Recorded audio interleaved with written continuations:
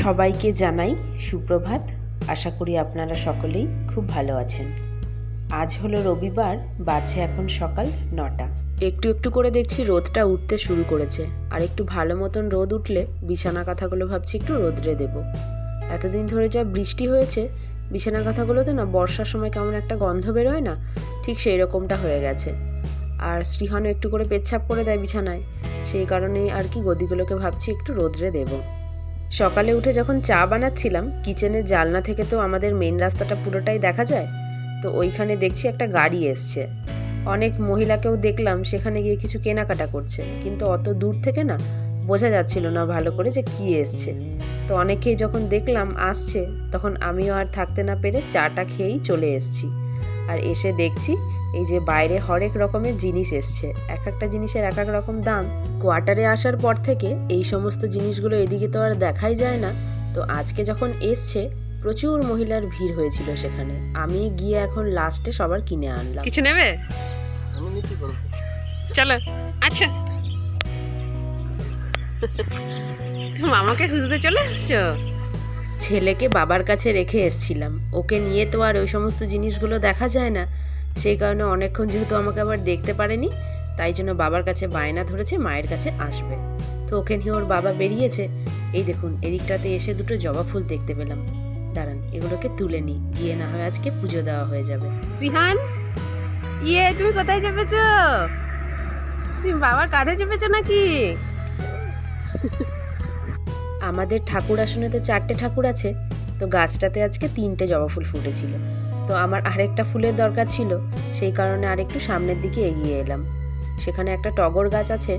অনেকটাই বেলা হয়ে গেছিল, ভাবছিলাম টগর ফুল বোধহয় আর পাওয়া যাবে না। তো গিয়ে দেখলাম 2টো মতো ফুল ফুটেছিল, তো সেটা নিলাম। সেটা ভাবছি লোকনাথ বাবাকে দিয়ে দেব। ছেলের জন্য একটা জিনিস নিয়েছি, দেখি এটা পেয়ে কি করে। না, তোমার চা। নোংরা কি করেছো? তোমার চা। খাও, চা খাও। খাও, খাও, চা খাও। ঠিক করে খাও, এরকম করে খাও।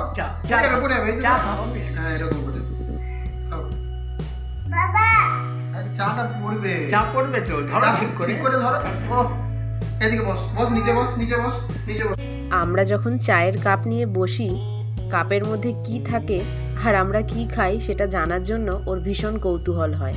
তো সেই কারণে কাপগুলোকে নিয়ে টানাটানি করে। ওই জন্য একটা ছোট্ট কাপ ওর জন্য নিয়েছি। নিচে বসে খাই তো আমরা চা নিচে বসে খাই। তোমার কাপ ওটা খাও।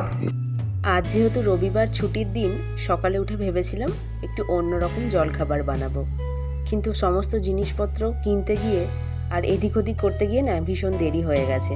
সেই কারণে চটজলদি করে ওই ম্যাগি ছিল, ম্যাগিটাকে সেদ্ধ করে এরকম চাউয়ের মতন করে দিয়েছি।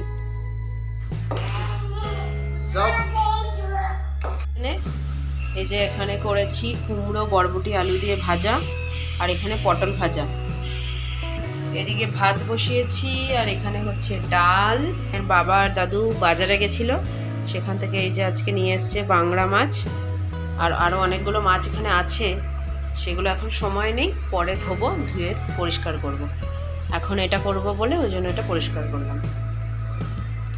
চলো রান্নাবান্না করা সেরে নিই। পুরো রান্নাঘর এখন ছড়ানো কমপ্লিট করি, তারপর গোছাবো।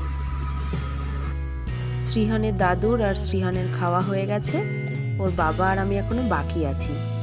তো কয়েকটা পুরনো জিনিসপত্র ছিল আলমারি থেকে, সেগুলো বের করেছে, সেগুলো পরিষ্কার পরিচ্ছন্ন করেছে। তো সেই করতে করতে না অনেকটা দেরি হয়ে গেছে ওর বাবারও। তো এখন বলছে স্নান করতে যাবে। তো মাছগুলো যেগুলো এনেছিল, আমি ততক্ষণ ভাবলাম সেগুলোকে ছাড়িয়ে পরিষ্কার করি। ভেবেছিলাম দুপুরের খাবার খেয়ে শ্রীহানকে ঘুম পাড়িয়ে তারপরে নিশ্চিন্তে এসে মাছগুলোকে পরিষ্কার করব। এখন প্রায় 3টের উপরে বেজে গেছে, আর ওর বাবা এখন বাথরুমে ঢুকলো। তো সেই কারণেই ভাবলাম অনেকটা সময় তো হয়েই গেছে, আর সময় নষ্ট করে লাভ নেই। ওর বাবার স্নান হতে হতে যতটা পরিষ্কার করা যায় মাছগুলোকে ধুয়ে পরিষ্কার করে নিই। আর আজকে অনেকগুলো মাছই এনেছে, সেগুলোকে পরিষ্কার করতে অনেকটা সময়ও লাগবে। দুপুরের খাবার খেয়ে করতে গেলে না ভীষণ দেরি হয়ে যাবে। বেশিরভাগ সময়টাই তো রাতের বেলাতে মাছ এনে রাখা হয়, নাহলে সকালবেলাতে উঠে মাছ আনতে যাবে, সেই করতে করতে অনেকটা দেরিও হয়ে যায়। তারপরে বাজার থেকে ফিরে রান্নাবান্না করতে অনেক বেলা হয়ে যায়। তারপর শ্রীহানও যেহেতু অনেকটাই ছোট, ওই জন্য রান্নাঘরে আবার বেশি সময় যদি এই সমস্তগুলো করতে লাগে ও তখন বিরক্ত শুরু করে। সেই কারণেই ওর বাবাকে বলি রাতের বেলাতে এনে রেখে দিও, হাতে একটু সময় করে এই কাজগুলো করে নিলে দিনে অনেকটা সময় বেঁচে যায়। এই যে কাতলা মাছ এনেছে আজকে, আর লোটে মাছ এনেছিল, গোটা গোটাই ছিল, সেগুলোকে আমি আবার পিস করে রাখলাম, নয়তো বাটিটার মধ্যে ধরছিল না। আর এনেছে চিংড়িগুলোও গোটা ছিল, সেগুলো আবার আঁশ ছাড়িয়ে ভালো করে ধুয়ে পরিষ্কার করলাম। আর আজকে করলাম বাংলা মাছের আলু দিয়ে ঝোল। খাওয়া দাওয়া কমপ্লিট করে বসে পড়েছি। সকালে যে জিনিসগুলো কিনলাম তখন তো আর সময় ছিল না বলে দেখাতে পারলাম না, ওই জন্য এখন বসেছি। এই যে একটা বড় ডিব্বা নিয়েছি, আর সেটারই আরেকটা ছোট, দুটো ডিব্বা নিয়েছি। ডিব্বাগুলো এই ছোটোটার দাম নিয়েছে 20 টাকা, আর বড়টা 30 টাকা। এরকম ছোট ছোট কম দামের জিনিস কিন্তু কিনতে আমার ভীষণ ভালো লাগে, সেই কারণে এই দুটো ডিব্বা নিয়েছি। এখানে একটা ছোট্ট স্টিলের জার নিয়েছি, ওই ঠাকুরের প্রসাদ রাখার জন্য একটা আছে, আর একটা নিলাম মিশ্রি রাখার জন্য। এই ছোট্ট ছোট্ট জিনিসগুলো দেখতে কিন্তু ভারী কিউট হয়। এখানে নিয়েছি একটা ছোট্ট, এটাকে টিফিন বক্স বলা যায় না, এটাতে আর কি ওই আচার বা সস এরকম নিয়ে গেল, সেটা নিয়ে যাওয়ার জন্য একটা ছোট্ট মতো টিফিন বক্স। আর এটা হচ্ছে শ্রীহানের জন্য একটা কাপ। আমরা চা খেলে ও তো ওই কাপগুলোকে নিয়ে টানাটানি করে, সেই কারণে ওর জন্য স্টিলের একটা ছোট্ট কাপ নিয়েছি। আমরা যখন চা খাবো এটাতে ওকে তখন একটু জল বা দুধ কিছু দিয়ে দেব। আর এটা আরেকটা নিয়েছি ম্যাশার, এটাও নিয়েছি 30 টাকা দাম। বেশ সুন্দর দেখতে কিন্তু না, দাম অনুযায়ী কিন্তু জিনিসগুলো ঠিকই আছে।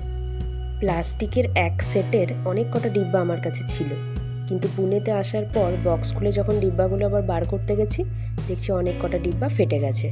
সেই কারণেই আর কি আজকে আরও দুটো ডিব্বা নিয়ে নিলাম। ওই হরেক রকম মালের গাড়িটাতে তো আপনারা দেখলেনই কত ধরনের জিনিসপত্র ছিল। জিনিসগুলো দেখতে এত সুন্দর ছিল না, ছোট্ট ছোট্টর মধ্যে, প্রয়োজন ছিল না, তবুও মনে হচ্ছে যেন অনেক কটা জিনিস নিয়ে নিই। আসলে এই কম কম দামের জিনিসপত্র দেখলে না আমার মনটা ভীষণ উতলা হয়ে ওঠে, মনে হয় কোনটা ছেড়ে কোনটা নেব। বিয়ের আগে বাবার বাড়িতে আমাদের ঘরের গলিটার সামনে না এরকম অনেক ফেরিওয়ালা আসতো। যখনই ফেরিওয়ালাদের আওয়াজ শুনতে পেতাম অমনি ছুটে ঘর থেকে বাইরে বেরিয়ে আসতাম। কোন কোন ফেরিওয়ালা কি নিয়ে আসছে সেগুলো দেখার আমার ভীষণ আগ্রহ ছিল। অনেক সময় ফেরিওয়ালাগুলো মাথায় করে খাবারের ঝুড়ি নিয়ে আসতো। কারুর ঝুড়িতে থাকতো মিহিদানা, কারুর ঝুড়িতে আবার বিভিন্ন রকমের আচার, কারুর সোনপাপড়ি, কারুর বা ম্যাচা সন্দেশ। এগুলো এখন পুরোটাই অতীত হয়ে গেছে। ছুটিতে যখন বাড়িতে যাই এই সমস্ত আওয়াজগুলো কিন্তু কানে এখন একদমই আসে না। এখন সেই জায়গারও অনেক পরিবর্তন হয়ে গেছে, আর তার সাথে সাথে মানুষের তো আমূল পরিবর্তন হয়েছে। তাই আজ যখন রান্নাঘরের জানলাটা থেকে এই গাড়িটা দেখতে পেলাম, তখন তো চাটা সবে বানিয়েছিলাম, গরম ছিল, তাই জন্য রেখে আসতেও পারছিলাম না, আর মনে হচ্ছিল রেখে গেলে তো আবার এসে গরম করে খেতে হবে। সেই কারণে শুধু বারবার করে ভাবছিলাম যে কখন চাটা শেষ হবে আর ছুটে যাব গাড়িটার সামনে। চলুন ব্লগটাও তাহলে এখানেই শেষ করছি। ভালো লাগলে একটা করে লাইক, কমেন্ট, শেয়ার করবেন। তাহলে সকলেই ভালো থাকবেন, সুস্থ থাকবেন। খুব তাড়াতাড়ি দেখা হবে পরের আরেকটি নতুন ব্লগে।